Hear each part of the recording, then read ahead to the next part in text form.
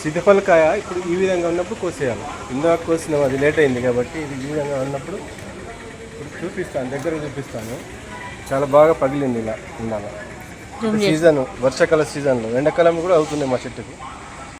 ఇట్లా సీతాఫలంలో cream colour మధ్యలో క్రీమ్ కలర్ లాగా రావాలి, అప్పుడే తెంపాలన్నట్టు పండ్లని. ఇదిగో మేము గిన్నెలన్నీ మా చెట్లకు కాసిన పండ్లు ఇవి గిన్నెలు తీసుకొచ్చి పెట్టినాము. తర్వాత మా జున్ను బాబుకు తినిపిద్దామని చెప్పేసి అన్నీ పేర్చి పెట్టినాము.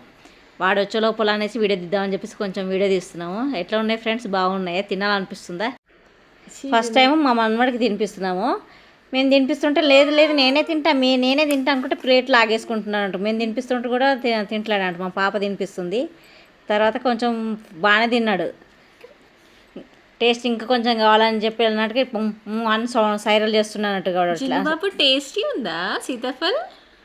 చాలా టేస్ట్ ఉంది మమ్మీ, నాకు చాలా టేస్ట్ ఉంది మమ్మీ, ఇంకా కొంచెం పెట్టండి మమ్మీ, నాకు ఇంకా కొంచెం కావాలి, ఇంకా కావాలి మమ్మీ, కొంచెం పెట్టు మమ్మీ, కొంచెం పెట్టు, నాకు ఇంకా కొంచెం పెట్టు మమ్మీ, కొంచెం పెట్టు.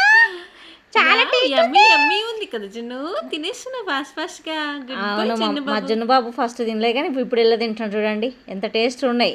మా సీతాఫలం చెట్టుకి సమ్మర్లో అవుతాయి, చలికాలంలో అవుతాయి, వర్షాకాలంలో అవుతాయి, సంవత్సరంలో 3 కాలాలు అవుతాయి మా ఇంట్లో ఉన్న సీతాఫలం చెట్టుకి.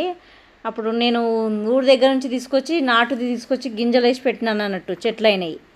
మీకు సీతాఫలాలు కావాలా ఫ్రెండ్స్? మీకు నచ్చితే కనుక లైక్ చేయండి, షేర్ చేయండి, కామెంట్ చేయండి, సబ్స్క్రైబ్ చేసుకోండి. ఓకేనా ఫ్రెండ్స్?